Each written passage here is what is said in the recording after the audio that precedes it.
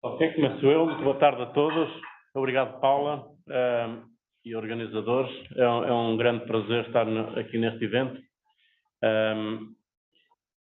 O Departamento de Engenharia Informática, embora seja male dominant, tem acho eu, uma longa tradição de procurar envolver as mulheres nas formas, enfim, atrair alunas e atrair docentes, professoras. Nós temos, na nossa fundação, temos ali o fundador que acabou de chegar, e temos uma outra pessoa muito importante também na fundação, que é a Teresa Mendes, que foi uma docente que esteve na origem da criação deste edifício e de um conjunto de projetos. Portanto, nós, embora tínhamos uma maioria de homens aqui, sempre combatemos essa maioria, tentámos combater das mais diversas formas. É verdade que nós atraímos, sobretudo no curso de Engenharia Informática, uma grande percentagem de alunos masculinos, portanto, mas contrariámos isso também com a criação de um curso de Design e Multimédia, que felizmente já tem praticamente equilíbrio de género, e temos outro curso agora de Ciência de Dados, que também tem praticamente equilíbrio de género. No nosso doutoramento temos inúmeras, portanto, temos, não sei se existe equilíbrio, mas é próximo disso. Portanto, nós, sobretudo, achamos que somos um departamento que, nesse aspecto, portanto, para além dessas iniciativas, temos coisas práticas do dia-a-dia, como casas de banho inclusivas há mais de 10 anos, não é? Temos, que é uma pequeno, também um pouco por influência da Teresa Mendes. Desde o início, é verdade. Não estávamos aqui, estávamos num outro edifício ali ao lado, que era na Boa Vista. Tinha uma casa de banho para homens, outra para mulheres. Até fui eu que geria as obras. E a Teresa Mendes chegou lá e disse: tens que tirar o urinol dali, que as duas casas de banho vão ser as duas para mulheres. E foi aí que eu tive a minha primeira lição portanto, de gender balance e de inclusividade e de acabar com isso. Acho eu. Assim, no sentido, portanto, ela, na altura eu era um reles assistente e ela já era uma pessoa sénior me ter dito isso. Portanto, é isso que nós fazemos aqui. Temos um conjunto de iniciativas. Ainda ontem tivemos aí uma iniciativa que trouxe de engenheiras por um dia, ou que também envolveu, portanto, que trouxe alunas e alunos também. E temos a sorte de ter docentes muito ativas, uma Paula, a Catarina e outras docentes, a Maria José, que são muito, e as jovens docentes também, e alunas de doutoramento. Não quero esquecer ninguém. A Márcia também é uma figura importante no gender balance aqui do departamento, porque ela é muito ativa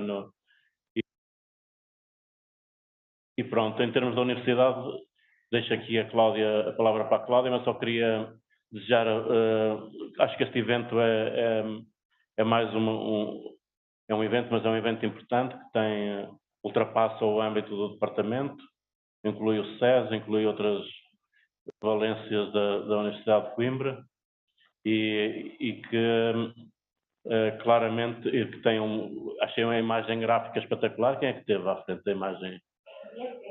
Achei espetacular a imagem gráfica, e acho que portanto, que desejo a melhor sorte a este evento, e da parte do departamento tem todo o apoio que for necessário. Estamos à vossa disposição.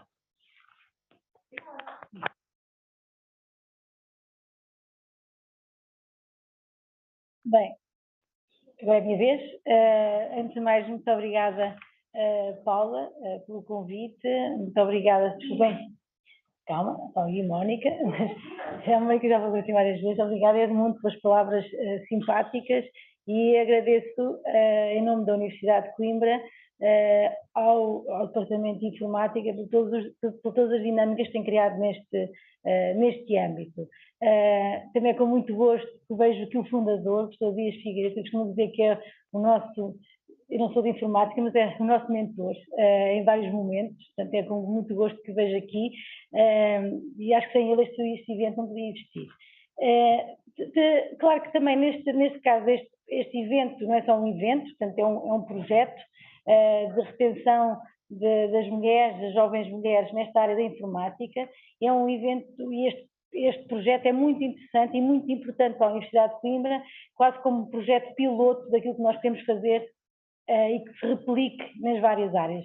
A informática, isto porque as pessoas estavam aqui envolvidas, e claro que é muito importante também sentir o apoio institucional e pessoal de pessoas que sabem, conhecem estas áreas, nomeadamente a Mónica Lopes, a Virgínia, que está aqui connosco, que tem dado todo o apoio a esta componente da integração de género, neste caso mais mulheres nas áreas, destas áreas mais tecnológicas, e que também têm sido os motores da implementação e do facto de termos o plano de igualdade de género incluído no plano maior da Universidade de Coimbra. Portanto, eu costumo dizer que têm sido adotadas por elas, têm aprendido muito, e este é realmente muito importante. E por isso eu só posso agradecer.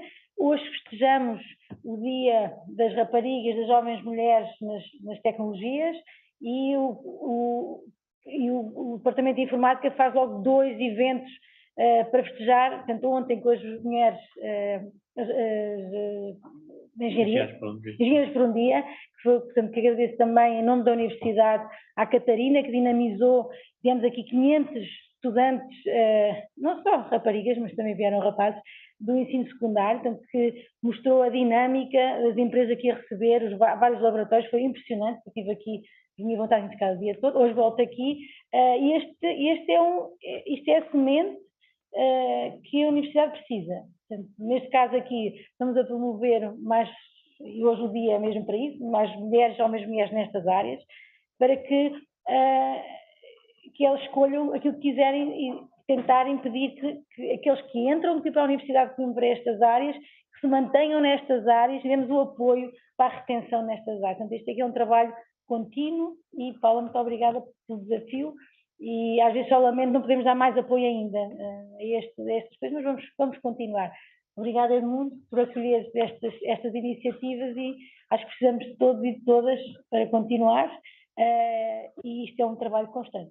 Portanto, contem comigo, eu acho que ontem já consegui convencer pelo menos uma a vir para a Engenharia Informática, eu consegui.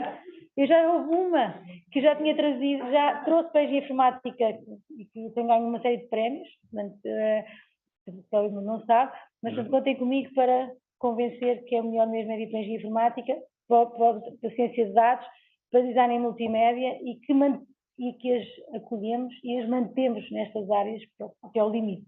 Muito obrigada e é com muito gosto que não posso estar aqui, porque há outro momento em que o Departamento de Engenharia Informática tem sido muito ativo, que é nos prémios de inovação pedagógica e também o pai está aqui que tem levado estas coisas desde o princípio.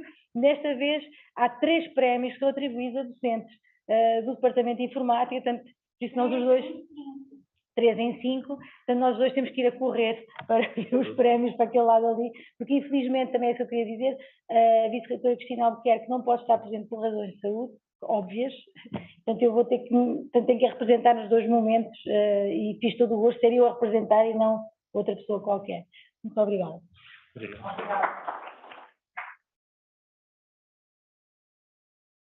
Muito obrigada por terem vindo, ainda mais com estes imprevistos todos. Há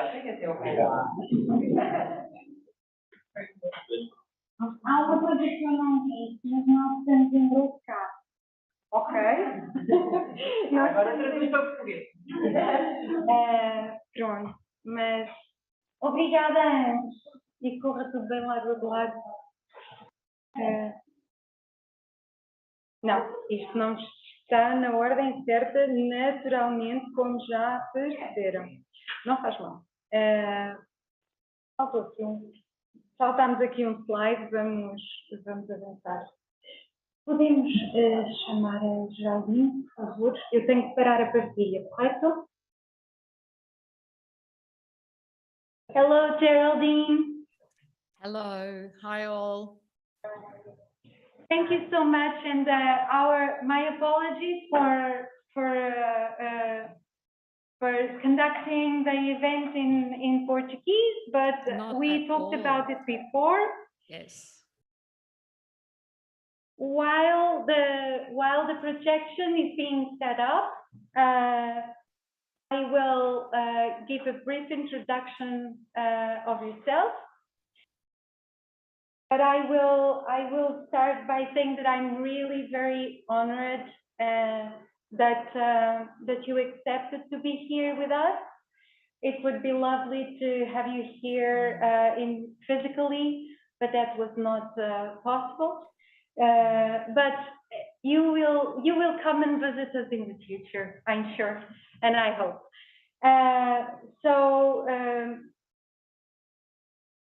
We'll let you tell us about the title of your presentation, but it's going to be about building futures together. I think that says everything we need to know about including everybody and making sure that we will include everyone. And now to give you a little bit more about Professor Geraldine Fitzpatrick. She's a professor of technology design and assessment, and she's also the leader of the Human-Computer Interaction Group at the Informatics faculty in the Technical University of Vienna. Her research is focused on social, technical, and people-centered perspectives of computing. She's an ACM Distinguished Scientist and an ICIP Fellow, as well as an ICIP CC13 Pioneer Award recipient. She has diverse background, and she actually started her career as a nurse and midwife. She then continued her studies in applied in computer science and electronic engineering at the University of Queensland. And more recently, she has also completed a master's in applied positive and coaching psychology. She's also the person behind one of the most interesting podcasts that I know, which is the Changing Academic Life podcast, and I invite you all to check it out. And that podcast is about academic career, leadership development, and training and coaching internationally. So sorry for reading, Geraldine. I would not be as succinct if I would tell them all the things that I know about you. So I will give the floor to you now, and thank you so much again for being here. Thank you, Paula. And it is really my honor to be doing this, and I am really disappointed that I couldn't be there in person. And it is very strange talking to an audience when I can't see the audience, I have any sense. So I will feel you in spirit. And I'm really excited to be part of the launch of the INSPIRA initiative. And I love the name INSPIRA because INSPIRA is about inspiring. And if you look at the Latin roots of the word, it's about breathing life into, it's about enlivening, it's about elevating, exciting, inflaming. And so I think it's a wonderful name because it captures an energy about what you want to do about creating much more diverse environments in informatics, computer science. And I also want us to think about conspire. So we can talk about inspire and conspire, because conspire is where we breathe together. And I know that there are connotations about, agreeing and uniting to do, nefarious deeds sometimes, but at its core, the conspire is to do this breathing with, breathing together, blowing together, breathing life into things together. And I think that's a key aspect of what we're doing here. So I'm going to be talking about building better futures, building better together digital futures in diverse hands.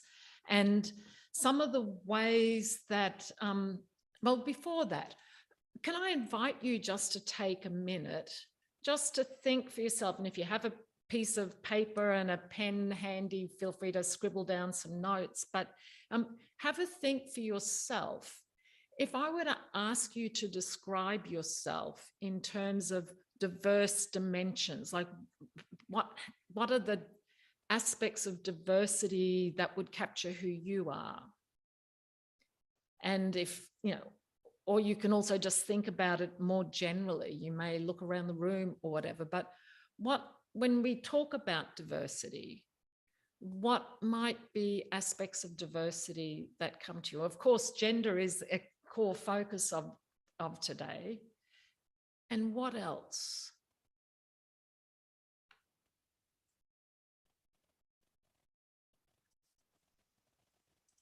I'm going to pick up the microphone if someone wants to answer. Or Paula, people can shout out, and you could just say as well if you wanted to. Okay. Another thing, Geraldine, you're not projecting yet, are you? Sure. I have started sharing. I have started projecting. So, do you want me to restart? Because it's not working yet, and Okay. it works perfectly for our audience because they can think about what are their diverse. So I've selected share screen, and I'm now sharing. We need to restart. Oh, but now we are seeing yours. Okay, this is perfect now. If it is working on your side, it's working on our side. Great. Yes. So another thing that I should have asked before: are you hearing an echo, or is it good for you? No, it's fine. Okay, perfect. So just quickly, you might just throw out some words, and Paula can repeat them for me. Okay. Nationality. Nationality. Nationality. Yep. Background. Educational background. Mm-hmm. Age.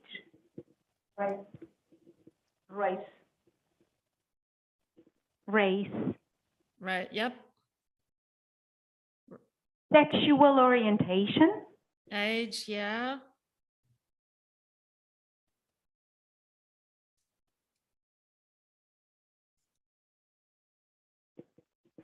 I don't know if anyone said language. Yeah.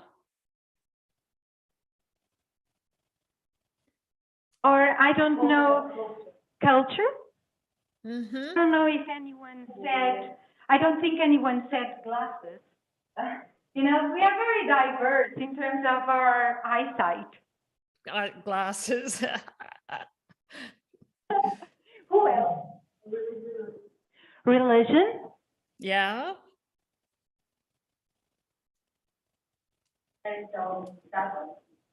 Marital status.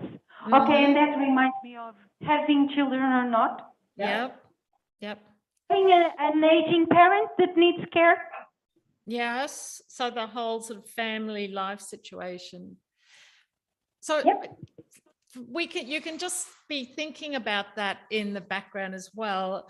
And I'll come back to those, because what I want to try to argue today is that diversity matters and why we need diversity. And I also want to try to open up the notion of diversity and what diversity matter when we think about designing technology. And obviously gender being a key aspect of diversity relative to the event today. And then what do we do about trying to get more diversity? And I want to talk about that both from how we create more inclusive cultures and, of course, again, given the focus of today, the role of mentoring in that. So I want to just start off. Oh, and I'm going to be having some slides where there's more content on the slides than what I'll talk to, with the anticipation that we'll share the slides and you can read the details there. So Some of the slides I may just sort of whiz through quite quickly. But to start off with, I just want to pick up on this whole notion of digital futures. And we can project what digital futures may be like by looking at the future that we've created for now from years ago, and what the impact has been on the current now of our digital life, because we have a lack of diversity. And we can think about the fact that what we have now when we're talking about technology is so different to what was talked about in those videos we saw in the beginning from 1984 and you know, the pre-1980s and, you know, since, because we're now talking about these sort of Internet of Things, and, you know, we know that Facebook can change democracies and democratic processes, and, you know, computers can kill people through plane crashes, and robots taking our jobs. And, you know, there's a whole lot of ways in which technology is becoming increasingly complex and increasingly tied into every aspect of our lives, of politics, of society, of how we communicate, of what it means to be human in lots of ways. So technology is a big deal. Digitalization is a big deal now in increasingly important and critical ways. And in one of the podcast interviews that I did, that Paula just mentioned with Moshe Vardi, he had a lovely comment where he talked about, we realized recently that computing is not a game, it's real. And it brings with it societal benefits and also significant societal costs. And whether that's labor, polarization, disinformation, smartphone addiction, you could add your own lists of, you know, costs and problems there. And he goes on to say, suddenly we computer scientists, he's talking about, are running society. That's a scary thought, isn't it, in a way? But we're poorly equipped. We're poorly equipped. And I think there are lots of ways in which we're poorly equipped, but in particular for the purposes of the talk here, I think we're poorly equipped, particularly with regards to our understanding of diversity and how that's impacting or playing into the technologies we're producing. And there are some of the obvious things that reflect some of the dimensions that you talked about, like, you know, not facial recognition algorithms, not being able to detect certain skin tones and et cetera, about racial profiling in tools that impact sentencing decisions for prisoners that are really scarily biased. And there are other much more subtle ways. So did you know that in the first YouTube upload that was produced, they had about 5 to 10% of videos that were upside down, and they were trying to work out what was going on.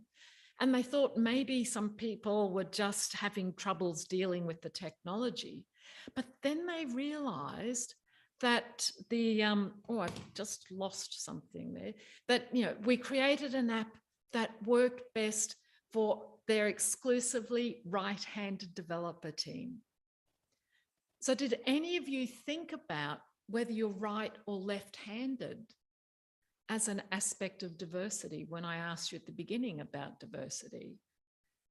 And it's not something we would typically think about, yet it was a dimension of difference. And we can think about diversity as dimensions of difference. It's a dimension of difference that mattered for this particular piece of technology, that had real implications for people who didn't fit the dominant set of team members. And of course, Paula also mentioned people wearing glasses as an issue, and that's certainly my issue. So I have this lovely smart watch that, you know, I set up for going out for a run, but I find that because I'm not wearing my glasses when I'm out running, I can't actually see, and I can't get any settings that enable me to properly see the readings when I'm out running. And you know, I can't read the instructions on pill bottles and things like that anymore as I'm getting older and my eyes are doing the normal deterioration of aging. So there are multiple dimensions of difference that relate to who we are in terms of our identity and also who we're designing for. And a big question that I think we often have to ask is, what are, like in a much more deliberate and critical way, what are the dimensions of difference that may matter for the sort of application that we're currently involved in designing, developing? And what does that mean for how we understand what we put into the application? And what does that mean for the team that we have building it? And one of my critiques or reactions as well to one of the videos that was shown at the beginning on the loop was the equation of computing now with programming. Like, they talked about the, computing being a very male-dominated field, and that, that one of the statements that one of the videos said was programming is not male or female. And I find myself reacting to that as well, because it doesn't represent who I am as a computer scientist. So if I look at some of the other dimensions of difference that aren't here, it could be from a perspective of, I mean, you talked about sort of educational background and that, but like, what are the skill sets we bring to this? So for me, those videos that frame computer science informatics as equal programming deletes the skills that I would bring and my colleagues would bring as human-computer interaction researchers, as designers. And so I think that's another dimension of diversity that's critically important that we think about it. What are the diverse skill sets? Of course, we need people who are really good at programming. And we need people who are good at understanding the problem spaces to begin with. And we need people who are good at designing applications in the look and feel and in the interactional styles. And we need people who understand how these technologies might fit into real world contexts and what that might mean, and so on and so on and so on. So diversity for the sorts of applications that we're building and for computing is much broader than just programming. And if we just think about targeting, getting more women into programming, we're missing the point. And in fact, some of the latest CMU work, when CMU was presented as one of the leading examples, is they also increased a lot of their quota of women in computing by opening up more of design-oriented programs, sort of attracting, and not just attracting more women, but more people who bring those skills. And it just may happen that more of them happen to be women. So diversity, dimensions of difference matter in all sorts of ways. And there's so much research that talks about the importance of that. So we, a couple of quotes here. We understand that scientific excellence, so the solutions that we produce, depends on creativity, and creativity emerges from diversity, and the advantages of diversity are realized through inclusion. So we get better solutions, more creative solutions, when we have diversity, when we have diverse teams. And similarly, in reflecting the same thing, studies show that well-managed, diverse groups outperform homogeneous ones. They're more committed, they have higher collective intelligence, and are better making decisions and solving problems. And that's what we need for those really critically important societal challenges that technology is throwing up now. That's what we need to create good digital futures that we really want to live in. And I find it interesting that even the notions of diversity have been picked up and influence how these researchers have solved some challenges in quantum computing in their algorithms. This is one of the slides I'll let you read later.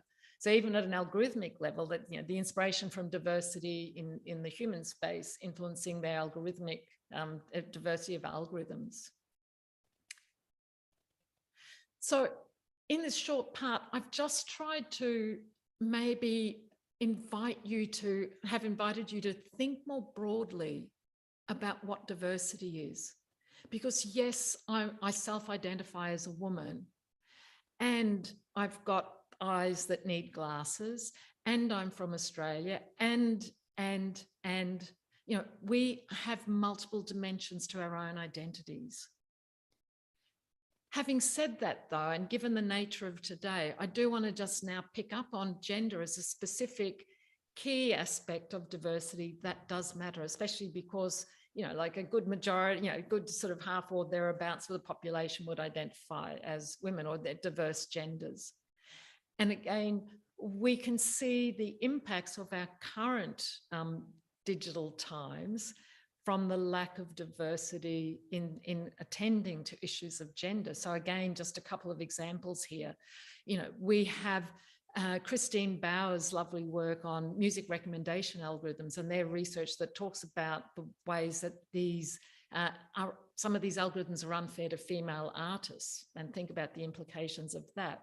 There's a great report from ACM Europe that looks at a lot of the gendered ways that there's bias embedded in algorithms, in AI algorithm, automated decision-making systems. And also reflecting some of the more embodied aspects of people and gender. There's a lovely article there in The Guardian that I point to that's based on this book, Invisible Women, that talks about numerous devices and applications that have been designed for male bodies. And that actually results in deaths, in higher numbers of deaths of women, because they're not designed for female bodies. Now, whether that's airbags and recognizing that women may be a little bit shorter and may have their seat sat forward a little bit more, and they may not be as tall, so sitting lower in the seat, or stab vests that don't account for the fact that women have breasts, you know, so that there are police officers that are more likely to die because their personal protective equipment isn't properly fitting. Or there's what's regarded as the standard office temperature that fits male metabolism, not the metabolism of women, and so on and so on. So there are so many examples of the way in which we're not designing for diversity of bodies, shapes, sizes, heights. So, you know, again, when I talked about the list of how would you think about different aspects of diversity, you probably maybe didn't think about whether you're short or tall, fat or not, you know, bigger bodied or not, you know, and these sort of things may well matter for not just the applications that are listed there, but also for when we think about some of our VR systems and our you know, tracking, you know, body tracking systems. And of course, we also see the numerous examples of lack of diversity. If we look at algorithms like, you know, if you put in personal assistant into Google, you're more likely to get a lot of women coming up. If you put in professor, you get a lot of aging white men, many with beards. And so there's lots of ways in which our current technologies are reflecting a lack of gender, you know, understanding and diversity and accounting for diverse genders. And the videos at the start that were on loop also reflect a lot of the challenges about why the INSPIRA initiative is needed. And that's because worldwide, or in many, many countries, not all, but in many, many countries, there is a real issue with that decreasing number of women choosing to do computer science going through to university. And I'm just using this report from Monash as an anchor for this, because they've done a nice job, I think, of reviewing lots of programs worldwide and pulling together, doing analysis across these about themes and issues. So I won't spend too long on it because the videos did a great job of that. But, you know, similarly, you know, in Australia, there's 20% women in computing. You know, in the US, in the computer science organization, you know, they are also reporting 18% in a 2022 report that I just saw. So those figures are still very current. So that's a real problem, that we don't have enough women coming through to be part of these diverse teams with all their other dimensions of diversity that they might bring. This report is also very good at identifying that there are lots of personal, social, and cultural challenges. Again, the videos did a good job of reflecting some of those aspects. And they also talk about the very specific experiences that many people have when they do come to university that can lead to increased dropout, because even if women do choose to come into computer science programs, often because they feel like they don't belong, or there's a lack of support, or the gender insensitive examples that are often given in computing problems and applications, it's not a very welcoming place. So again, I'll leave this here for something that you can read later. And they also do a good job in reviewing how many universities in many countries across the world are trying to address this. They've identified a number of interventions that seem to offer some benefit or help this. And of course, again, reflecting your own initiative, mentoring programs is one of the big things there. So, as I said, the videos have done a good job outlining those challenges for not getting enough women into IT. And then we have the issue, and it's reflected because of the pipeline coming through, is that women then who are in the system, who are in research and academia, even if they've made it there, they still face a lot of bias and a lack of inclusive practices that matter. So, we know there's numerous pieces of research about gender bias in evaluation and hiring, and we are all subject to playing out that bias. So there are studies that have given men and women the exact same CV, the only difference being that the name is changed to being a male or a female, and everybody, women or men judging these CVs, will almost universally judge the male as better qualified and better suited, and they'll draw more attention to their technical skills than when that same set of criteria are labelled with a woman's name. That's very sobering, and these CVs and these sorts of biases really can impact who we recruit. We know that women are subject to much harsher teaching evaluations by students. We know that there's gender bias in peer review processes and publication processes and self-citation practices. We know that within organisations as well and universities, there's also the issue about that women face routinely day-to-day, often called microaggressions in the workplace. And we heard in one of the videos about one woman reporting how they were always asked to take the notes, or their technical expertise wasn't taken so seriously. And again, there are many studies that talk about how women interact in meetings and often being interrupted and spoken over more often, and their contributions not being acknowledged. We also know that in academia, women tend to do a disproportionate amount of service roles and, and academic citizenship.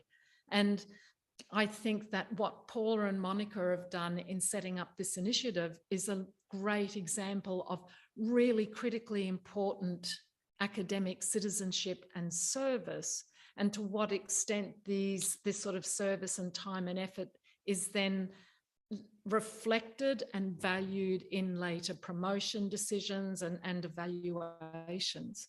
And because in many of our institutions, we want that service done, it's done by women, but it's not valued. People still go and say, where are your journal papers? Even though they want the programs that are running. So lots of implications here.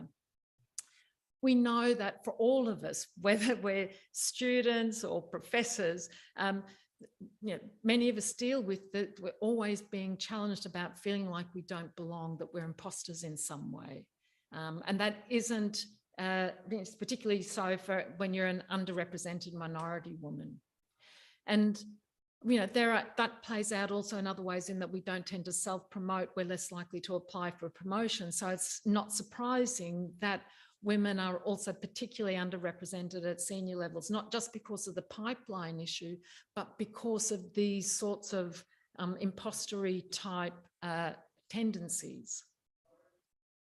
So, these are just examples, and it just says that there's lots of work still to be done. So how do we go about increasing diversity so that we can have better digital futures that reflect and look like all of us and that meet all of our needs? well, maybe not all, but that might be a little bit idealistic.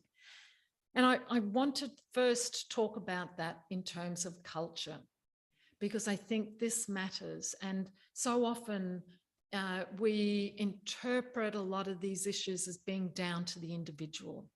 And it's up to the individual to sort it out, or little local pockets.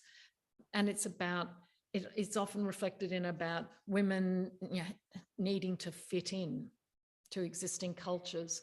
Whereas we actually need to have radical culture change that makes it a safe and productive and effective place for everyone to be in, and not about this minority group fitting into a majority culture, which currently is very male dominated.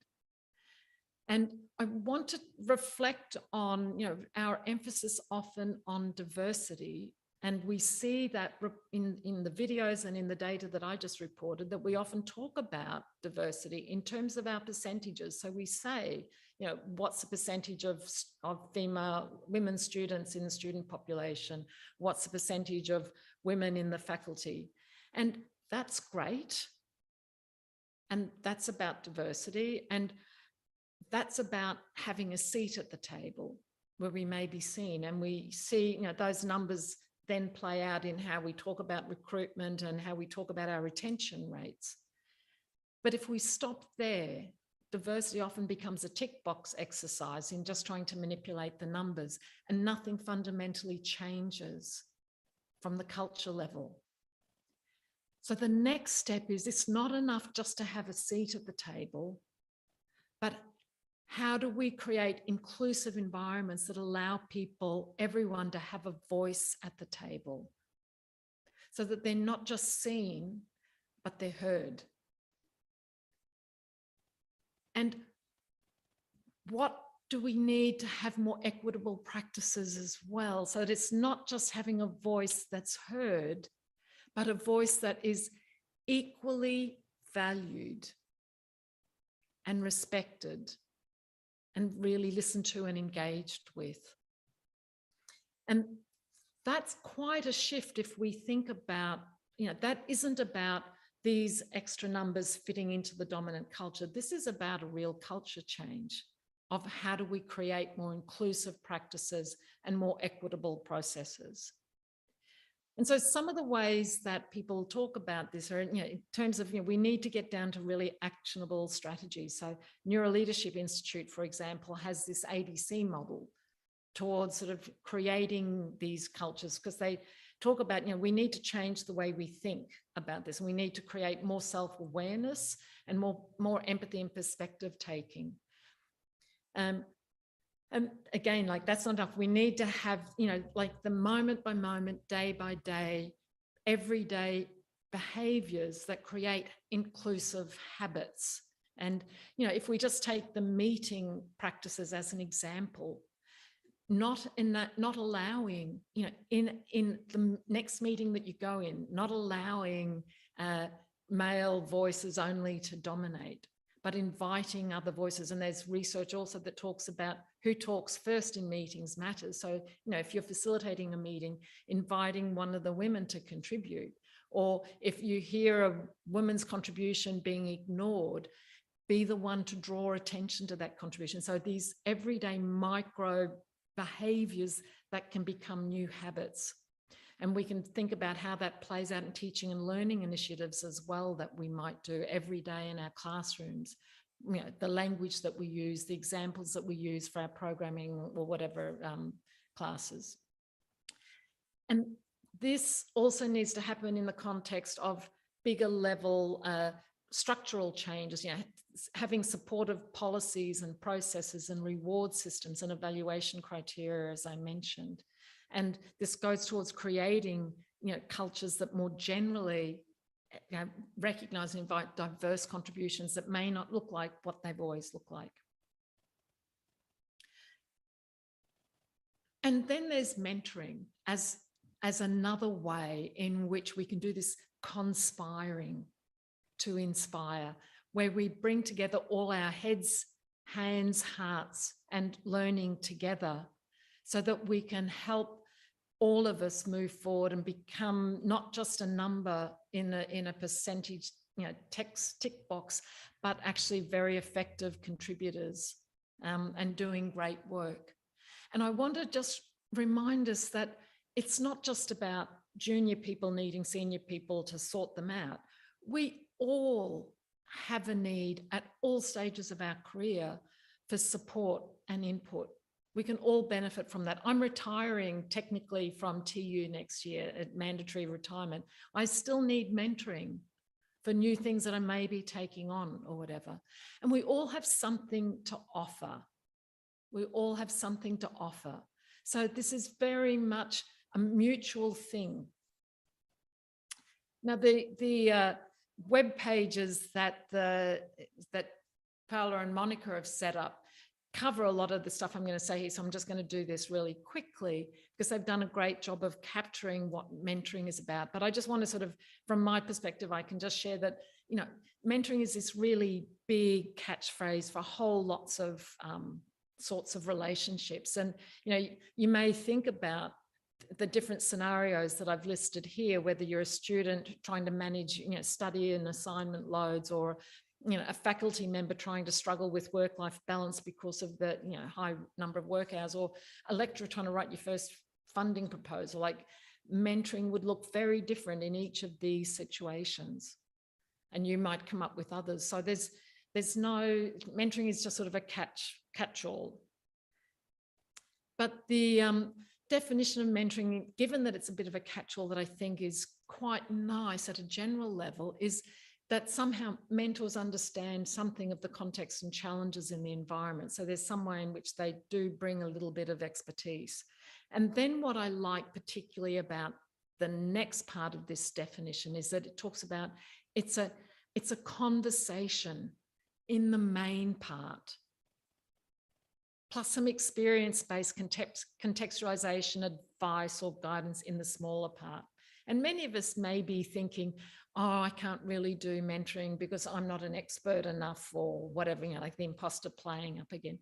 But this definition points to conversation and relationship being key, and the expertise that we can bring in being really useful, but it's not the major part. And this is reflected in a study that was done that asked, what are the 3 words that you would describe a good mentor? And for those who may be taking on mentor roles, I hope this provides some encouragement that, you can see here that the key things are about patience, listening, empathy, communication, being encouraging, being honest as the really big things. And things like knowledgeable and experienced and expertise being there, but not being the key things. And that's what I think is a nice reflection on the definition that I just gave. So if you're a mentor, think about how you can embody these sorts of skills and play them out. And then the sort of the type, how mentoring practically plays out, well, you've already got a great model set up as part of INSPIRA, where you've got the quite structured format, where you've got your 4 sessions over the course of a year of one-on-one. And then you have more of a group. You also have a group coach, a group mentoring model as well that might be meeting around particular themes and issues. So these are some great examples of different ways that mentoring can play out. But it's worth just remembering that, my mentoring might be, I have a great mentor from my Queensland University days who was a lecturer, and when I was doing my undergraduate master's degree and PhD there. And I still go back to Janet, as a sort of an ad hoc thing, because she's been a general role model for me, and I will just go back and have a chat when there's something coming up. Or there may be someone who I know is really good at something that I just go to one-off on for something as sort of an ad hoc thing. I had a meeting this week, for example, with someone who's now, who was finished his PhD with me about 6-7 years ago, who asked could he come and talk because his current postdoctoral contract has ended and he's looking at options for his next career move. So he just wanted to come and talk through that. So that's a very sort of ad hoc needs-driven example. So lots of ways. And I'd also want to just pull out that we don't often just have one mentor. You know, we often have a whole board of mentors, you know, for different purposes and different needs that are more or less important at different times. So hopefully that will just open up the notion of mentoring there. I won't go through this because this is reflected in your website, but you know, it just points to the fact that, again, in that sense of there's no one set model of what mentoring is or definition. This reflects a whole lot of different purposes or ways that mentoring may be helpful. And again, you know, that can be useful for us thinking about what do we want from a mentoring relationship at any point in time, and being able to articulate that is important, because that's part of, you know, establishing the relationship that we want to carry through. But whatever model of mentoring, there's a whole lot of research again that points to really important benefits that will go towards us creating better digital futures, because we'll be in a better state. So, you know, this first quote about a massive amount of empirical literature that shows effective mentoring and management increase student and employee productivity. So we will do more, do better, you know, in the actual work that we do, and well-being. Because things like being in a minority, feeling unsafe, feeling imposter, not feeling welcome, do have significant impacts on well-being. And well-being isn't just a nice to have. There's a University of Berkeley study that talks about the science being clear that well-being is a critical enabling condition for academic success and professional success. So it's not a nice to have. There's also another example of a research study that reviewed 300 papers that identifies lots of different ways that good mentoring can provide positive outcomes. So I think it's very exciting. Again, I'll leave this slide for you to look at the details, but I think it's very exciting that you've got this program starting up at Coimbra that opens up the possibilities for all these great benefits to flow through. So in wrapping up, I just want to remind us to think about diversity really broadly. Because if we're going to build digital futures, better digital futures than what we have now, we need to take diversity seriously. And gender is a key aspect of that. And we need to think of what other aspects of diversity matter. For whom, for when, for our teams, for the technologies that we're building, for the environments that they're going into.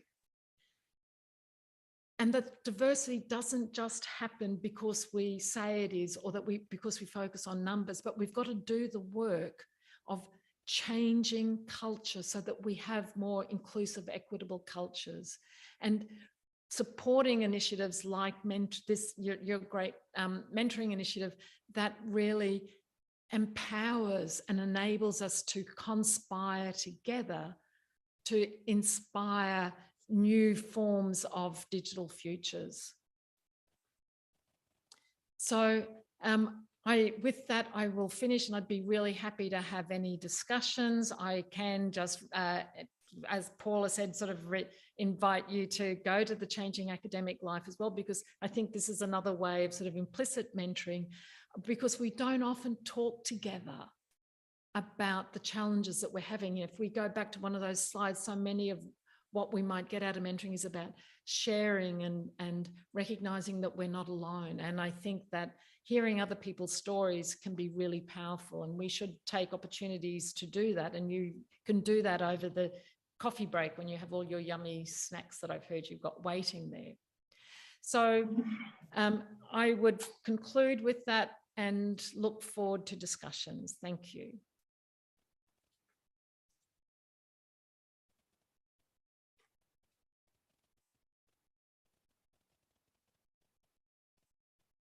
Thank you so much, Geraldine.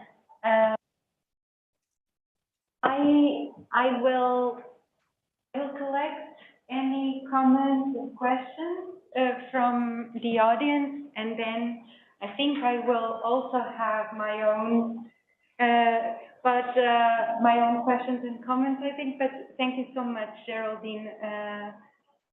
That was a really inspiring talk that will help us to conspire, to inspire in our initiatives. Okay. Anyone? Comments, questions? Hello, my name is Carlos Fonseca. My question goes back to your background. We heard that you were a nurse and a midwife, which, as I understand, is a heavily female-dominated profession. And I wonder whether you would say virtually the same things that you said today about the role of women in technology, or the current situation of women in technology. Does that apply in reverse to the male population in nursing and midwifery? Yes. Yes, I think it does, because I think we need that diversity there as well. One of the things, I don't know if it's any better because it's a long time since I was a nurse midwife, and I often joke that I'm still trying to work out what I want to be when I grow up. But one of the things that I observed a lot was, because that I think is different to the situation in computing that reflects the gendered bias, was you only had to be a mediocre male nurse to very quickly move into the management track and administration track within hospitals or clinical settings. And I don't see that as happening in informatics, in computer science. Like, you have to be a really, really hugely outstanding woman to often to get some of that same profile and visibility. So I would say that in the practices of nursing, care, whatever, diversity also matters in what we bring. But I think it's slightly different with informatics and technology as well, because in nursing, it's very one-on-one. I'm dealing with you as my patient right now, and the critical skills that I need to bring are about empathy and care, as well as my clinical skills. What I do with you as a patient doesn't impact democracy in a country, because or someone's sentencing in a court because of a bias that I built into an algorithm. I think the consequences of lack of diversity in computing are hugely more critical than in nursing and care scenarios. So yes and no, I would say, as I'm talking about it. But that's an interesting question. I hadn't really thought about that before. Thank you. Yeah, I could go on. maybe just another one. I would say that a lot of what you described in terms of interface design and application design and so on, development, and the need for diversity in those, it strikes me as just poor engineering practice and poor design practice that we are not looking at the target population correctly. So I think that, of course, diversity is not only a design strategy, not only a product development strategy, it's also a political issue, or has become a political issue, because obviously it means that there are resources that are being shifted around and so on. But my first read is of this report that certain things are not designed for women or men or whatever. I mean, again, I could ask the same questions about, do male nurses get the right, personal protective equipment and so on? Or do right-handed people or left-handed people get access to the same tools, or are able to use the same tools in the same way? So as far as I'm concerned, that's in a big way, it's just poor engineering practice, poor design practice that could also be addressed just because of that, right? So of course there's also the human element involved. But even if we forget about that, we should be we should be building diverse teams, because that will lead to better products, and better products should be more successful in the market, and so on. So even if you're not altruistic or have good values and are worrying about that, you can also think about it in a colder way and say you're going to do it because it's good for you, for the final product. And I would just like to make one last comment, which has to do with how the data that was presented and the videos in the beginning. I did not identify with a lot of things that were said. And one thing, and this has to do with diversity again, right? So maybe because I feel that I'm different in that regard. I think that when we present data about percentages of women and men and so on, it would be very important to document that data, or to add the geographic context. So this happens a lot in the US. That happens a lot in Australia. What happens in Portugal? And I'm not saying that it's better or worse. I'm just saying that it's bound to be different. I mean, I myself, and we were talking about diversity, I myself lived 7 years in the UK.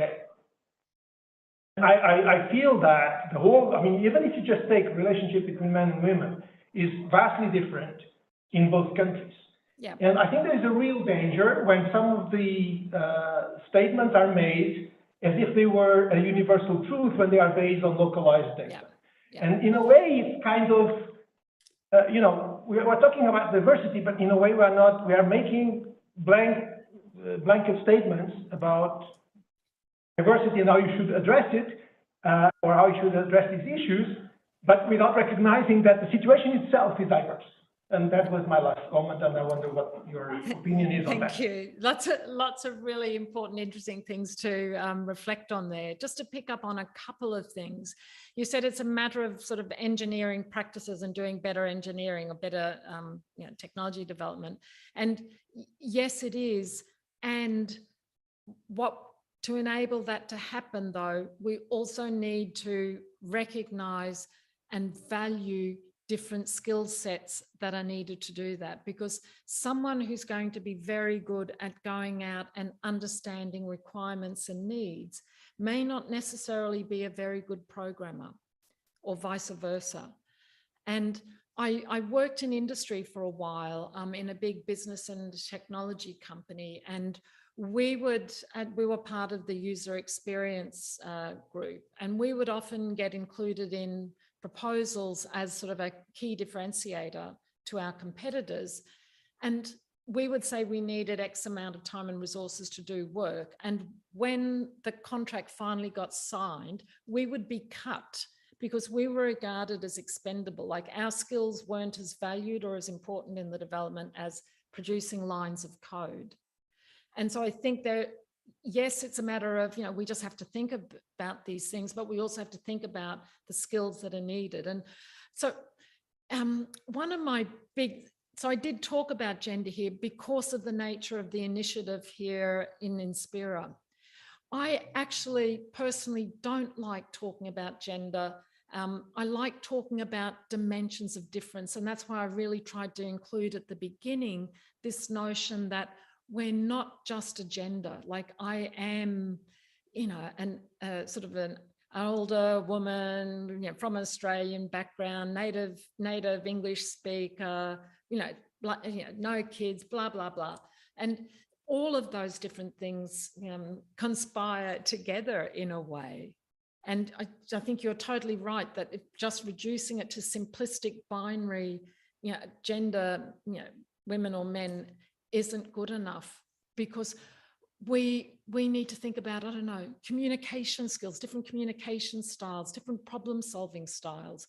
I do a lot of work in running workshops and that, where I get people to think about what are your strengths and what are your values. And we don't talk about gender, we talk about various other ways in which we're different and where that may be complementary, where it may lead to tensions, how we can bring those together. Gender is one of them, but one of the dimensions, but we are complex, diverse individuals.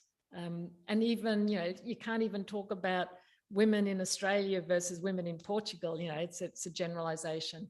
So for the short talk here and for the focus, I have talked about it, but I totally agree with you. And that's why I wanted to encourage us to try to blow apart this notion of diversity. And then the question becomes at the beginning of projects or whatever, what dimensions of difference might matter? And it requires, very deep reflective skills, critical skills to do that I'm not sure we're training our computer scientists. So, when Moshi Vadi talked about equipping, I think one of the ways in which we're not well equipped is to engage in these sorts of discussions and reflections, and so on. So yes, I think there's a lot there that's so important. Thank you. While the next person shows me a hand to show their interest to speak, I'm going to pick up on what Geraldine just said and share one of the discussions that Monica and I had many times that was exactly on this topic of diversity and gender. I also feel this lack of comfort putting these things so simply as in gender. But what Monica and I talked about many times was that we need to start somewhere. Exactly. There's a lot of political interest now, not only in Europe, but also in Portugal itself. And we need to take the wave, and we need to take advantage of the momentum. But as you guys, as some of you know, I teach the course on universal design and accessibility. That's my opportunity to raise interest around this topic. But certainly, gender is our starting point.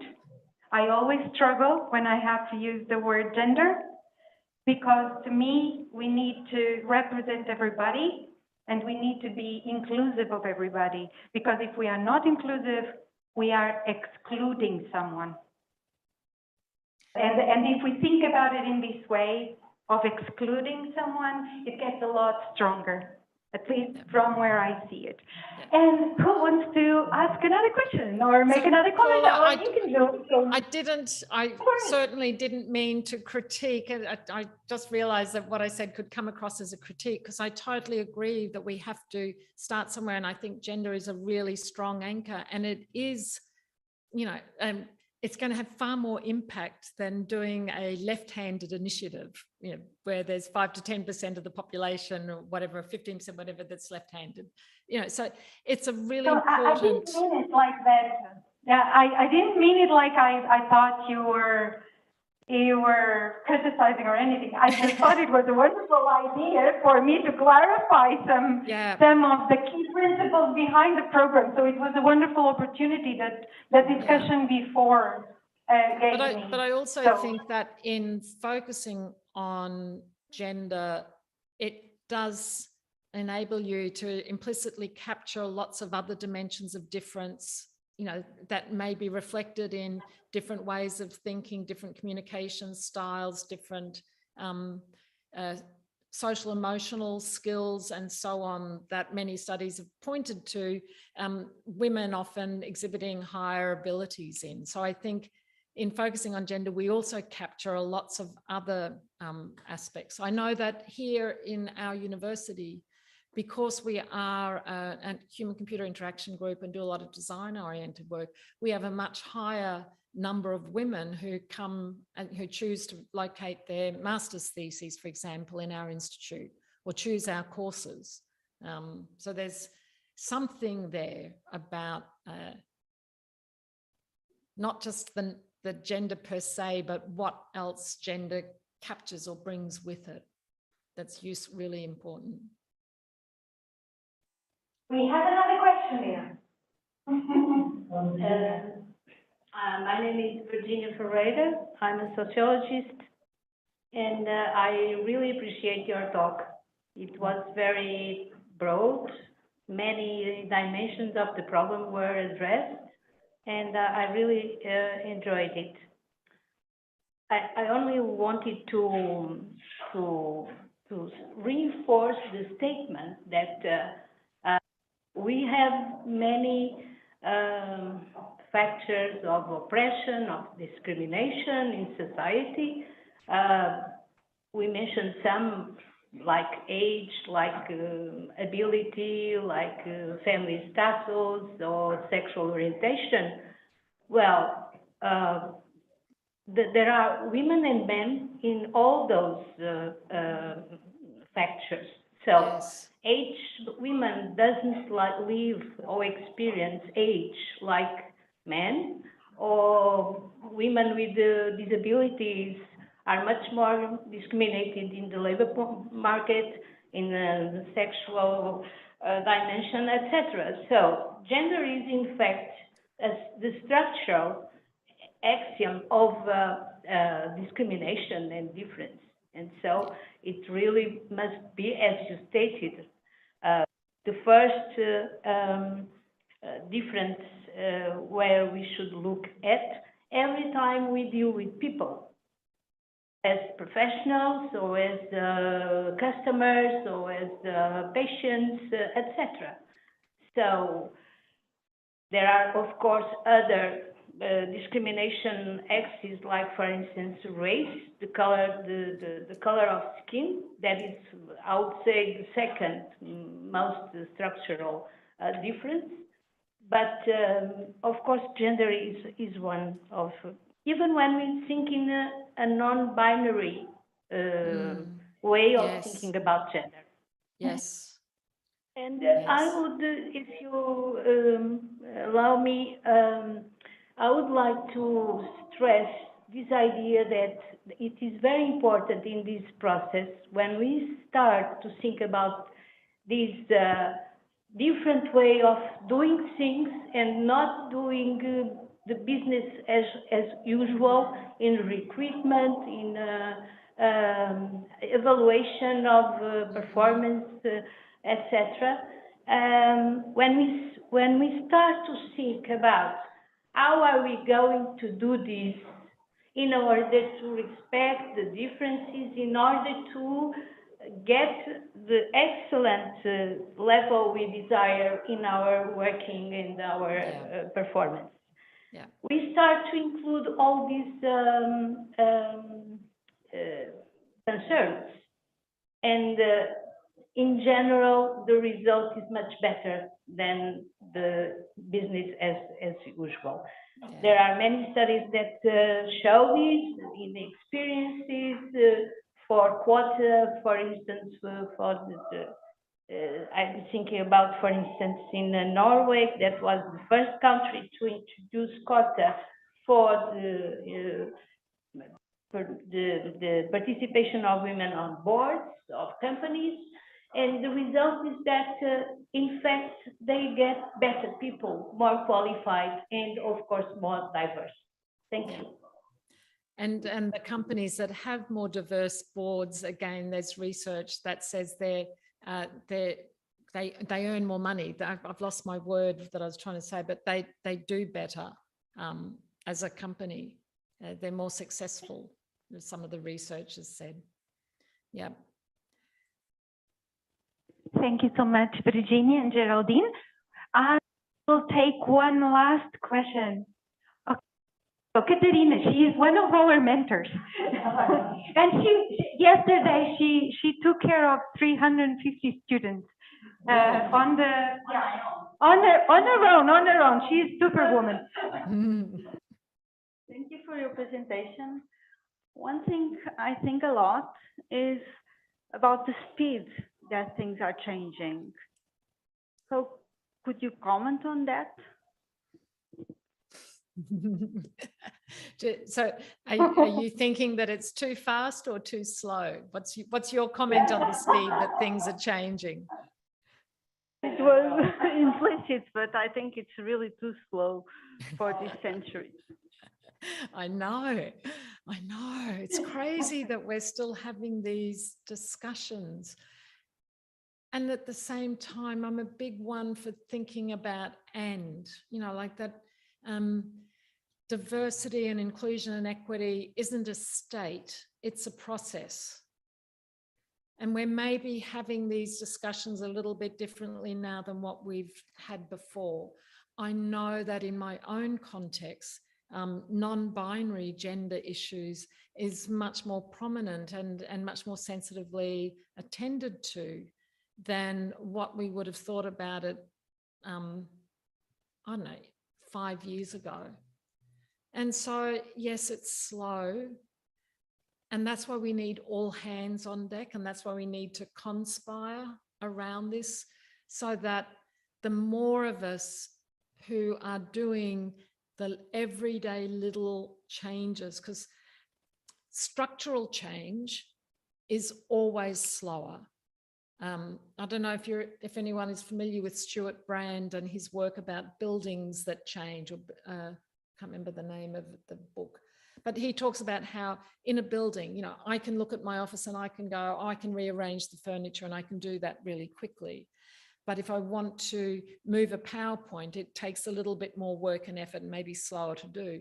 But if I want to change the building exterior, that's a much longer, slower change and unlikely to change, or the environment around it. And I think the same is here, that the structural change is going to be slower. And we can create some impetus towards that if we can also start, every single one of us, regardless of how we self-identify or what dimensions of difference we form part of our identities, that we all become much more reflective and aware of how our everyday choices and interactions reinforce or challenge the stereotypes and problems that we see around. So yes, it is change, and we've made progress, and there's still a lot to do, and we're all needing to be part of that.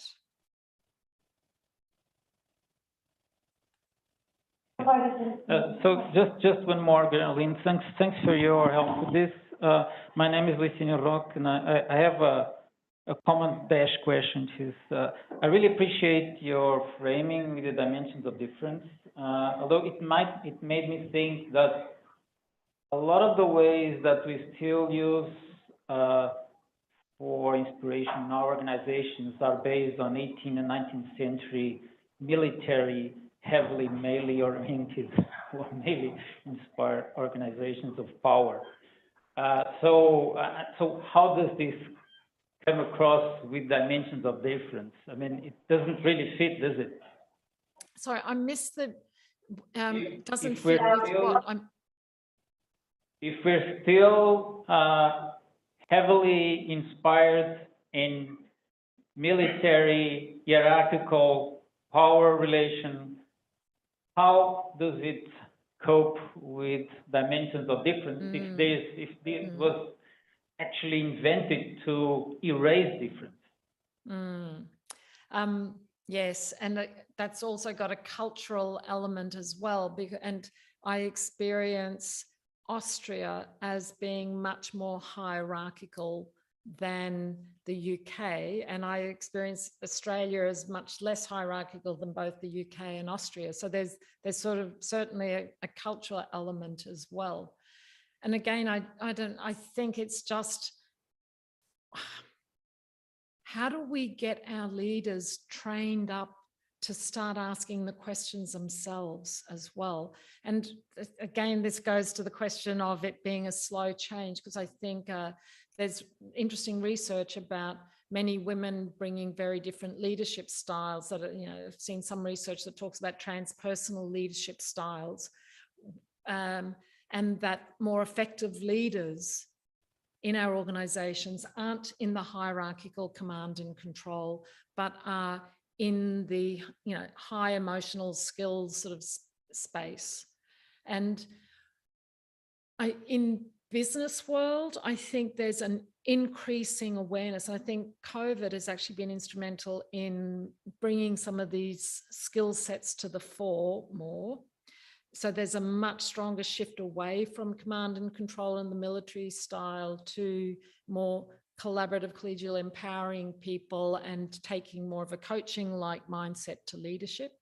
I think that academia is slower and to respond, at least in some of the contexts that I'm in. And that's also part of why we're running a course for Informatics Europe on developing academic leadership that focuses on the people skills so that we can start. And we've had about 60 people go through our courses so far, which is very exciting, going out into academia, going back into their academic institutions where they're all at different levels of leadership. Some of them are heads of departments, some of them are heads of research groups, some of them are younger postgraduate researchers. But we're hoping that we're instrumental in starting to change the conversations and the awareness about different ways that it's possible to do academia, to be a leader that doesn't reinforce and perpetuate the more sort of command and control military style. Slow change, but we're trying to make it happen. Exactly. I'm afraid that we will need to wrap up, but not without saying two quick words. The most important of them being a big, warm thank you to you, Geraldine, and now making the link to what we will do next. So Monica and I will present INSPIRA.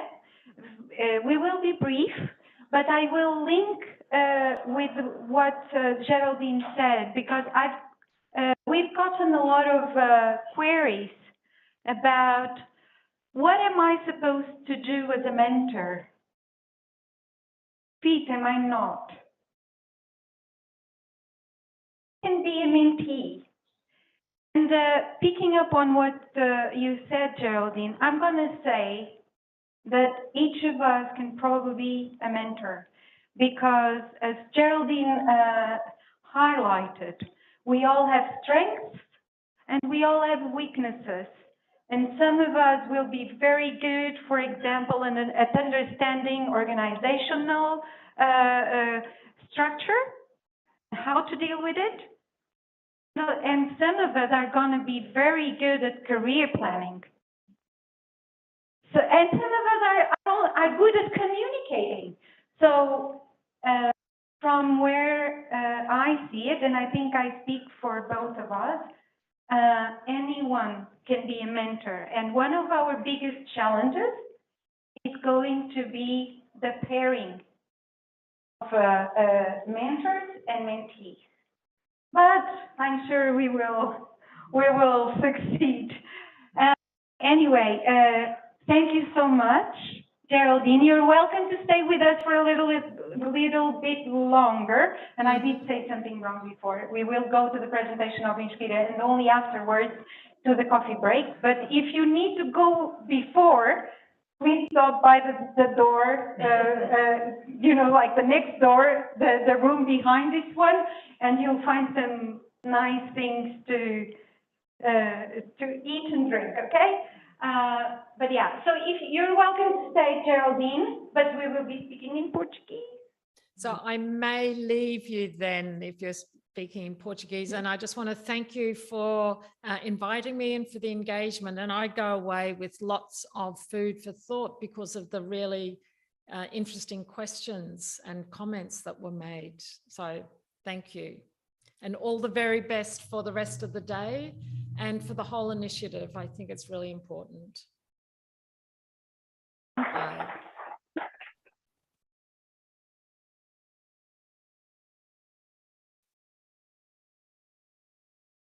Agora está nessa vídeo. Deixa-me ajudar aqui. Sim, deixa só que eu já mudo. Pronto, nós agora vamos passar a palavra a nós próprias, não é?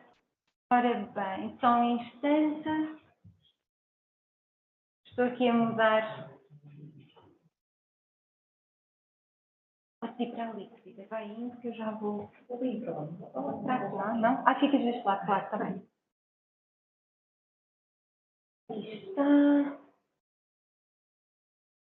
Procuraremos ser breves, ok? Procuraremos. Pronto. Até porque, a mim, muito boa tarde a todas e a todos, uma plateia mista é muito raro neste tipo de lançamento, quando se trata de programas com esta perspectiva de género e da diversidade. É para mim um prazer imenso estar neste lançamento. Foi um programa, e começando por aqui, foi um programa que nasceu da articulação entre o projeto SUPERA, Supporting the Promotion of Gender Equality in Research na Academia, que é um projeto europeu de que a Universidade de Coimbra faz parte. Na equipe portuguesa estão aqui a representação, eu e a Virginia Ferreira, que fazemos parte da equipa, e do projeto SUPERA, que é um consórcio europeu, partiu a realização de um diagnóstico organizacional com o objetivo de criar na Universidade de Coimbra um plano para a igualdade de género e para a diversidade. E, portanto, foi neste meu papel que, a partir do qual a Paula entrou em contato comigo, querendo fazer também no âmbito da COS algo que pudesse potenciar a participação das mulheres e raparigas na área da informática, partindo de um diagnóstico que é conhecido em termos de estatísticas globais, mas também regionais e locais, que dá conta exatamente da subrepresentação das mulheres e das raparigas na área das tecnologias da informação e comunicação, e que um dos elementos locais que podemos encontrar não só na Universidade de Coimbra, mas também a nível nacional, é que, ao contrário de outras áreas, nomeadamente das ciências naturais e exatas, onde tem ocorrido uma evolução muito positiva da participação das mulheres e das raparigas, quer em termos da participação como estudantes, quer em termos profissionais. No caso das tecnologias da informação e da comunicação, essa evolução, esse equilíbrio de género, não se tem dado com a mesma velocidade. Isto para dizer que, ao contrário do que se passa noutras áreas, e aqui temos uma ilustração daquilo que é a realidade nacional, é que em 2020 havia uma representação das raparigas diplomadas no ensino superior em tecnologias de informação e de comunicação que se situava nos 26%, e o que encontramos em 2020 é um decréscimo da presença das raparigas. Isto no contexto nacional, mas o contexto europeu, nomeadamente, acompanha esta tendência de estagnação e até alguma regressão no que toca à participação das mulheres nestas áreas. O mesmo acontece ao nível das profissões, portanto, da participação das mulheres como especialistas em tecnologias de informação e comunicação. Encontramos aqui já a comparação entre a situação nacional, que é relativamente mais positiva comparativamente a outros países, à Europa, na altura ainda dos 27, ou já dos 27, em que encontramos uma evolução negativa entre 2005 e 2020. Na Universidade de Coimbra temos apenas os dados comparativos desde o início do diagnóstico do projeto SUPERA e encontramos uma participação especificamente na informática, e quer em termos de participação como estudantil, quer em termos de pessoal académico, que se manteve, que estagnou entre 2017 e 2020. Creio que foram as últimas estatísticas que nos facultaram, mas que ainda não estão aqui traduzidas. Enfim, considerando que a área das ciências e das tecnologias é uma área em que está associada a uma forte empregabilidade e um forte crescimento, até pelas razões da transição digital, que nos chegam aos ouvidos e que vocês, em particular, com que as pessoas na área da informática têm contactos mais presentes. Estas áreas têm tido e estão a ter ainda mais, depois neste contexto disruptivo da pandemia de Covid-19, tem estado associado a uma preocupação de que pessoas é que beneficiam deste forte crescimento em termos do emprego criado nas áreas das ciências e tecnologias. E aqui, talvez fazendo a ponte com o comentário do Carlos, alguma diferença que se coloca entre algumas áreas em que as mulheres estão subrepresentadas e as áreas em que elas sobre-representadas e as áreas em que estão subrepresentadas. É que estas áreas não só são aquelas em que existe maior crescimento em termos de emprego, mas também são aquelas áreas em que têm merecido maior reconhecimento social e também em termos das condições substanciais de vida, porque são aquelas onde os salários têm vindo a crescer mais. Daí, em termos políticos, a preocupação acrescida de atrair mulheres, neste caso, para os lugares em que estão subrepresentados. Por outro lado, enquanto aqui nós temos um bom argumento para atrair mulheres, no caso dessas profissões de cuidado, os argumentos são menos enfáticos, na medida em que tendem a ser profissões crescentemente desvalorizadas em termos daquilo que são as suas remunerações e condições de trabalho, e porque tradicionalmente é muito mais difícil, pelas representações de género associadas às profissões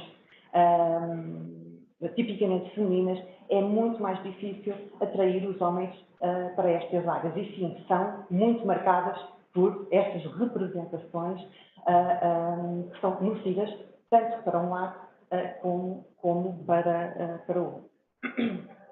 Ora, depois, enquadrando esta questão da igualdade de género, no fundo, aqui, portanto, que é fundamental, que sustenta e que interpreta outros eixos de desigualdade e outros eixos identitários, a verdade é que ela se enquadra nesta perspectiva e neste objetivo mais abrangente, que é trazer mais voz, maior diversidade de características e identidades para a computação e para a informática em termos mais gerais, por forma a também melhorar aquilo que é a qualidade do produto, quer em termos do seu impacto, dos seus resultados, mas também em termos da sua relevância e da sua representatividade, na forma como ele serve a vários públicos a quem ele se dirige. Porque o problema a questão da diversidade também ao nível das equipas acaba por se repercutir nas características do produto, como muito bem a Geraldine já desenvolveu e que eu não vale a pena estar aqui a repetir. E, portanto, é daqui que nasce o nosso programa e as preocupações que também na linha da estratégia da Universidade de Coimbra de promover a igualdade e a diversidade em áreas em que homens e mulheres estão representados, a importância de reconhecer que, sendo verdade que muitos destes equilíbrios de género e outros decorrem de processos mais amplos de socialização para os papéis de género, a verdade é que a universidade, as instituições, as organizações não vivem fora de um sistema social que eles próprios, e portanto reproduzem também elas papéis e estereótipos de género, muitas vezes de forma inconsciente, e por isso é que nós falamos nos processos de microagressões e alguns enviesamentos nos processos de recrutamento, seleção e promoção da carreira, que são permeados por estes papéis de género e por aquilo que nós consideramos que é o tipo ideal de pessoa que deve estar representada nas várias esferas organizacionais. E, portanto, é certo, sim, que as mulheres, que as raparigas, ao longo do seu processo de socialização, são menos encorajadas em diversas esferas a integrar profissões na área das tecnologias, em particular na área da informática, e isto acontece por influência também dos meios de comunicação social, e é muito comum a representação masculina do male geek, e isto acaba por permear e acaba por influenciar as próprias escolhas e as preferências individuais de raparigas e rapazes. Assim como na nossa interação das crianças e dos jovens com os seus pais, estes estereótipos e estas representações vão sendo reproduzidas, sobretudo de forma inconsciente. E também nos processos de educação, nas expectativas que até os professores têm relativamente às estudantes e aos estudantes. E depois, sim, as culturas organizacionais acabam por absorver também, porque são compostas por pessoas, acabam por absorver também estes papéis e estes estereótipos que são adquiridos num contexto mais amplo e acabam por se traduzir e por compor um ambiente organizacional que é mais acolhedor de umas identidades do que outras identidades. E neste caso, é mais, nos casos onde há uma sobre-representação histórica de um dos textos, é comum que estas culturas organizacionais estejam dimensionadas mais para um género do que outro. E depois as outras dimensões mais individuais, que têm a ver com algo que a Geraldine também trouxe extensivamente, que tem a ver com a falta de confiança, em que muitos estudos dão conta das mulheres e da autopromoção, que é muito menos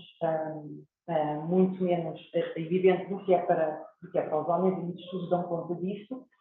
E que em meios onde elas estão subrepresentadas, essa falta de confiança e essa maior fragilidade é comum com mais intensidade. E por fim, a escassez de role models também, para que contribui também os processos de mentoria ao nos darem acesso a figuras e experiências que são para nós inspiradoras, nomeadamente de mulheres, e que nos indicam que nós podemos ser aquilo que nós podemos ver e nos vão alimentando esta percepção, que é subjetiva, mas que tem que dar frutos. Vamos ter de dizer, não é? Não faz mal, que aqui eu falo mesmo. Obrigada pelo enquadramento, Mónica. Eu vou falar agora um pouco daquilo que pretendemos, daquilo que são os nossos objetivos, como nós conceptualizamos o funcionamento do programa, e vou terminar dando algumas dicas sobre aquilo que pensamos que são os próximos passos. Em termos de objetivos, nós temos, acho que aqueles 3 primeiros verbos que ali aparecem, atrair, apoiar e reter, são os objetivos que nós temos. Se eu tivesse que escolher o mais importante, penso que escolheria o apoiar. Em segundo, provavelmente escolheria reter. Apoiar, porque de facto nós queremos apoiar individualmente cada uma destas mentorandas, porque elas já cá estão e nós queremos que elas continuem para anos. Imaginamos que é uma aluna de licenciatura, queremos que ela continue os seus estudos em mestrado, eventualmente em doutoramento, se decidirem para o mercado de trabalho, que não abandone a área. E que não seja desencorajada, ou que não se sinta desencorajada. O atrair, nós esperamos que o atrair funcione um pouco por contaminação, em que, havendo um programa que apoia, pode então atrair outros estudantes que venham para o DEI. Há esta questão dos estudantes, mas há também uma outra questão, porque a academia não se faz apenas de alunos, embora dependa deles e os tenha como o seu ponto central. Temos outras mulheres em papéis extremamente importantes, quer na carreira de investigação, quer na carreira de docência, e queremos também apoiá-las a elas, ajudá-las, sejam qual for as fraquezas que identificam em si, procurar encontrar um mentor que tenha as valências para as poder acompanhar. Portanto, muito importante termos isto em conta, que queremos que uma das coisas que nós queremos é mentores e mentoras, outra coisa que nós queremos são mentorandas, e queremos que venham diferentes perfis de mentorandas, onde se incluem, e não posso deixar de frisar, as investigadoras e as professoras em início de carreira, independentemente de estarem no... Desculpem, mas agora vou usar em inglês, porque não sei como dizer em português, quer sejam em tenure ou não, quer sejam mesmo carreira, quer sejam convidadas. Pronto, entretanto surgiu. Outro dos nossos objetivos, provavelmente naquilo que serão as nossas ações mais abertas a toda a comunidade, é que realmente nós passamos a conseguir criar aqui um ambiente que é mais sensível a estas questões e mais reflexivo sobre estas questões, mais consciente. E, como devem ter percebido, a mentoria passa muito por partilha de experiências, e é isso que nós queremos aqui proporcionar, sendo que com essa partilha de experiências há também uma capacitação e um desenvolvimento de competências nas pessoas que estão envolvidas. Eu já falei um bocadinho sobre isto, portanto as mentorandas serão então pessoas da comunidade estudantil, docente ou de investigação na área da informática, que queiram realmente encontrar estas competências-chave de desenvolvimento de carreira. O que é que elas podem esperar de nós? E recentemente perguntaram porquê a mentoria, estavam muito interessados em saber o porquê da mentoria e que valências trazia a mentoria. Cada um de nós, aliás, a única coisa que nos une a todos, provavelmente, é a diversidade. Nenhum de nós é igual ao outro. Por consequência, o que se pretende aqui é, de facto, uma visão do indivíduo e do trabalhar com o indivíduo aquilo, neste caso, por acaso acho que a palavra indivíduo estou muito mal, com a pessoa, felizmente esta palavra funciona quer no feminino, quer no masculino, com a pessoa pensar no seu plano individualizado.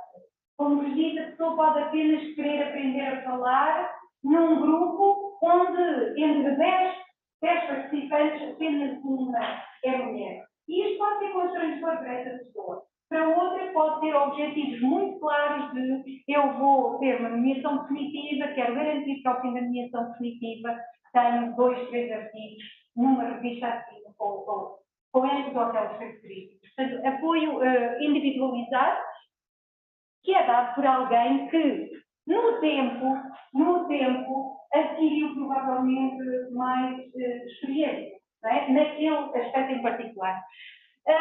Pronto, são também oportunidades de revisão e de reflexão sobre as suas opções de carreira, porque poderá inclusivamente haver pessoas que não sabem que direção pretendem seguir, e provavelmente uma pessoa que já trabalhou em institutos de investigação, já trabalhou em empresas, já viveu em países diferentes, tem uma formação interdisciplinar como a professora Geraldina, conseguirá orientar até nas escolhas de carreira.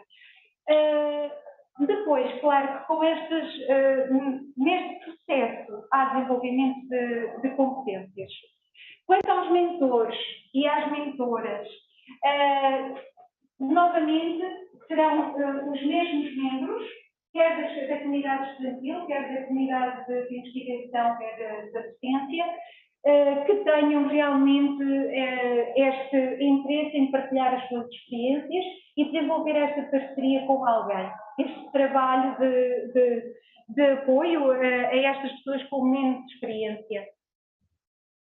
Pensamos que este trabalho também será muito positivo para quem quiser vir a ser mentor ou mentora, sendo que uma das coisas será, uma das mais-valias será reforçar as suas competências de comunicação, de acompanhamento, de transmissão, de experiência e também de liderança. Outra das coisas que eu acho que é muito interessante é que nós paramos muito poucas vezes para pensar sobre a nossa própria carreira. E quando estamos num papel de mentor, nós somos obrigados a pensar o que é que foram as tuas próprias realizações até hoje? Onde é que estão as mais-valias? Quais foram as tuas forças? Como é que as comunicas a alguém e ajudas esse alguém com base na tua própria experiência e no teu próprio exemplo? E depois, pronto, naturalmente, alguns de nós têm esta vontade de dar aos outros, de partilhar, portanto, a satisfação de contribuir para o sucesso, no meu caso, das minhas alunas, é sempre uma coisa que me deixa com uma felicidade enorme. Pronto. Acho que se vê, porque eu começo logo a sorrir, não é? Depois, pronto, penso que é muito interessante os próprios workshops, seminários, etc., porque, obviamente, com certeza terão aprendido coisas novas com a Geraldina e com outras pessoas acontecerá o mesmo. Nestas reuniões teremos também oportunidades de networking. Em relação ao modelo e às atividades, nós iremos começar por uma sessão em grupo, que será a sessão introdutória, que terá cerca de 2h30, e ainda não sabemos exatamente quem vão ser os nossos convidados. Depois, ao longo do ano, teremos outras sessões diversas, isso vai depender muito dos mentores que estivermos a trabalhar connosco e até mesmo do interesse das alunas, não é? Portanto, as temáticas vão ser um pouco desenhadas desse modo. Passada a sessão em grupo, passaremos então às sessões individuais, onde será o tal apoio individualizado. Pensamos que pelo menos esta pessoa deverá ter 4 sessões de cerca de 1 hora, sendo que, já vos digo, por acaso não vos digo porque não está aqui, está no nosso guia, que há de ser disponibilizado aos mentores e às mentorandas, mentores e mentoras e às mentorandas, mas numa primeira reunião são definidos objetivos, é traçado um perfil por parte da pessoa e depois então, nas outras reuniões, vão-se trabalhando esses objetivos. Pronto, acho que é isto. Em termos de organização, e já devia ter dito isto, o primeiro ciclo de mentoria terá início no início do próximo ano, porque neste momento já não haveria tempo para dar um apoio. De qualquer modo, nós queríamos ter a certeza que no início do próximo ano já podemos informar as alunas de que temos este programa a funcionar. Vamos começar então pela fase de preparação, onde faremos o recrutamento quer das mentoras e dos mentores, quer das mentorandas. Depois há aqui, ali é o nosso grande desafio, depois vai ser a tal criação de paz, de trabalho, não é? Depois há todo o momento dedicado à colaboração, que consiste na relação de mentoria, que vai ser traçada pelos pares, e depois a avaliação. Não podemos fechar um ciclo de mentoria sem fazermos a avaliação do cumprimento ou não dos seus objetivos, dos objetivos que foram traçados e o balanço de toda a relação de mentoria. Então, próximos passos. Já disse quando é que vamos começar. Primeiro ciclo de mentoria no início do ano letivo. No nosso site temos 2 links, um que será para as pessoas se inscreverem como mentorandas, portanto, seja mentoranda, outro que será seja mentor, Portanto, quem quiser, estaremos muito felizes de o puderem ser. Agradeço desde já, não posso deixar de o fazer, à Catarina e ao professor Desde Figueiredo, por se terem disponibilizado. E volto a agradecer aqui, uma grande obrigada à Petra, que já foi elogiada logo no início pelo professor Edmundo. Tem sido incansável connosco, seja à hora que for na produção de materiais, na correção de materiais, a lembrar-nos das coisas que nos esquecemos de fazer. A Tânia, que entrou mais tarde, mas que foi uma ajuda extraordinária na organização do evento.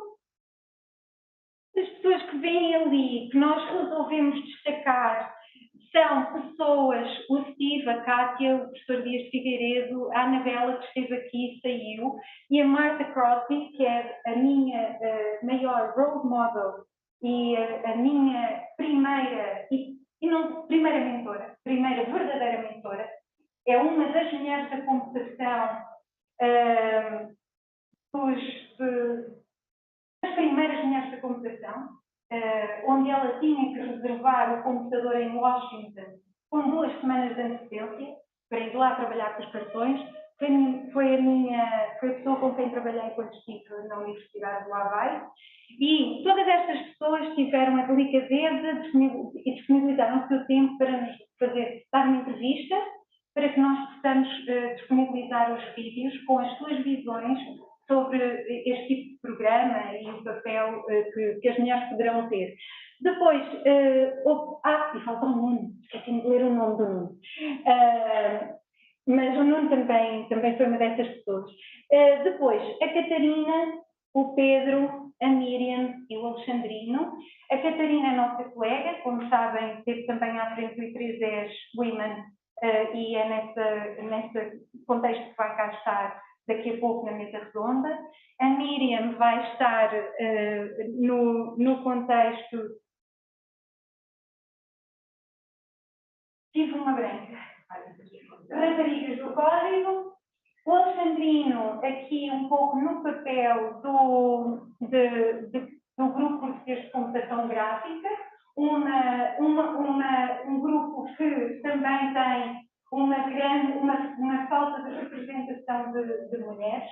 E depois o Pedro, que chegou há pouco, e que também vai estar aqui muito como alguém que já esteve como coordenador e está neste momento aqui como coordenador também, e que não poderia escolher um curso ou outro, porque a formação dele é dos dois lados. E agora, o Licínio acabou de sair, tem muita pena, porque nós temos aqui a agradecer... Ele foi aos domingos, exato. Portanto, temos aqui um grande agradecimento à Universidade, obviamente, ao DEI, ao Edmundo, ao Licínio, ao Facebook, a todas as pessoas que nos ajudaram, ao SES e depois, pronto, ao Espera e à Game, que foram realmente os projetos impulsionadores. Se tiverem questões, estejam à vontade para as colocar, estamos aqui as duas e responderemos. Se não, entretanto, podemos fazer um coffee break. Pronto, força.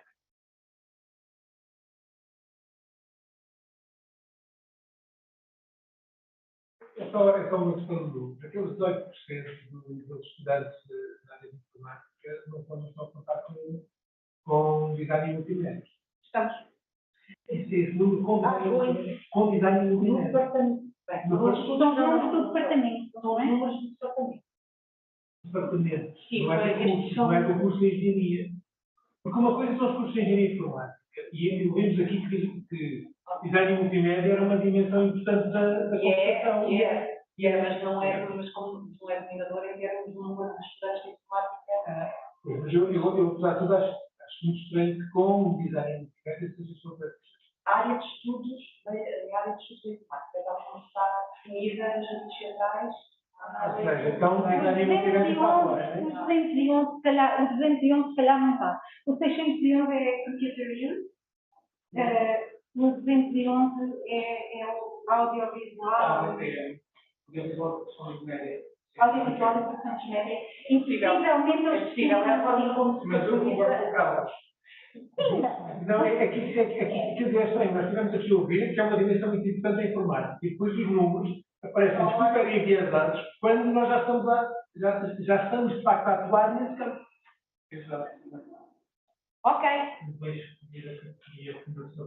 Pronto, a próxima vez nós vamos pensar... Não, aqui não trata da opção de categorização que é utilizada pelas estatísticas nacionais. Que é adotada,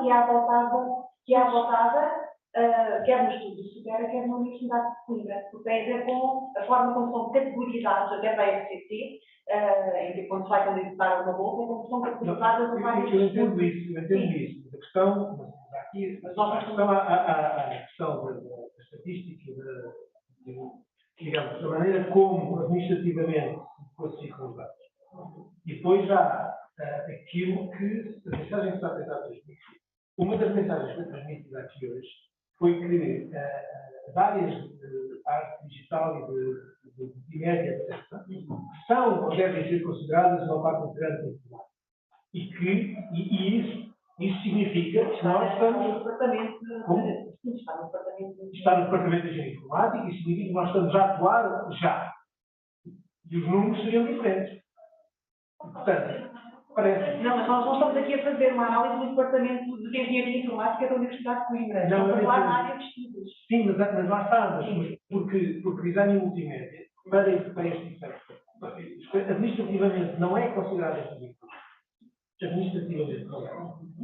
Então, ouvimos aqui hoje que é uma área próxima, que é uma área complementar, ou que deveria estar incluída neste ano. E, portanto, quando se faz um estudo que adere estritamente ao critério administrativo... Não. Nós fazemos um estudo que tem que ter dados comparativos com outras universidades e outras estatísticas nacionais. Mas o mesmo estudo pode alertar para o facto de, considerando áreas próximas... Sim, que a área tem essa opção, quando faz um estudo, tem a opção, como opções. E, portanto, obviamente, podemos estar a falar de engenharia informática e programação, ou podemos estar a falar de engenharia informática com as outras dimensões que também contribuem para as artes, para aquelas coisas todas. E eu penso que isso poderia dar uma mensagem, poderia dar um resultado um bocadinho diferente. Não estou a dizer que seja importante que tenhamos que martelar os números, nada disso. É, pela palavra, conhecer que há atividades que estão em curso e que já respondem de certa forma àquilo que foi identificado. Mas eu penso que o colega tem dados diferentes. Tem dados diferentes. Sim, os dados, vimos aqui o nosso diretor dizer que o curso de design e multimédia é praticamente equilibrado. Sim, mas ao mesmo sim, mas são mesmo não são. Esse que eu tenho é que é impossível é os dados serem iguais. Não é igual que tem para possível. Não tem não sei. Eu fiz uma pergunta. Tem muito mais oportunidade na multimédia, a produção de informática é muito mais pequena. Sim, mas nós vamos ver os números novamente, vamos ter Sim, realmente, se calhar nos estudos, estamos a ter também vítimas da Aqueles dados que foram utilizados desde o ano 2000 até ao ano 2020, na verdade, diz respeito às estatísticas nacionais. E as estatísticas nacionais têm os critérios do Instituto Nacional de Estatística para a classificação das várias áreas dos estudos. E o que é relevante e o que é importante não é saber se é 18%, é saber que já foram 26% e que agora estão nos 20%. Isso é importante. E mesmo que, obviamente, os cursos de design, não é? E multimédia foram cursos de desenvolvimento muito mais recentes e que são mais feminizados, até provavelmente poderiam contribuir para uma maior participação das mulheres na área. E parece que isso não acontece. Não, Nós temos uma perspectiva, é preciso ter uma perspectiva, porque isto é um pouco relativo. Óbvio que é muito mais mulheres agora na informática do que havia em 2020. Estamos a receber aqui um peso relativo que não aumentou, não, enfim, até 2017 estava a subir. A própria criação de cursos de engenharia, de cursos de design multimédia, combinam as duas coisas, pode ser suficiente para que algumas mulheres escolham esse curso mais especializado e se afastem da engenharia informática, quando, não havendo, estariam naturalmente todas na engenharia informática, que era a que cobria aquelas dimensões. Portanto, eu penso que há aqui, eu não estou aqui a defender posição nenhuma, acho que é preciso olhar para os números, é preciso, assim, eu concordo que é preciso haver comparabilidade e para isso há as classificações, mas depois também tem que haver um sentido crítico para perceber se as classificações são redutoras ou se refletem na realidade que nós queremos analisar. Sim, fala lá. Porque eu sempre vou pedir para parar. É para fechar a conversa. Sim. Mas esse caso preferido é este. Esse caso que a gente vai entender diretamente de piada, mas 60% das estatísticas estão erradas. Olha, quero agradecer então a todos. Nós estamos atrasados, não poderia ser um evento português se não estivéssemos atrasados, mas paramos uns minutinhos, vamos aqui atrás ao coffee break e depois retomamos. Estou com muita preocupação porque eventualmente posso perder uma das minhas participantes da mesa redonda e estou a ficar muito então, mas obrigada a todos e já voltamos, está bem? Eu já vos chamo no máximo 10 minutos, mas vamos ver.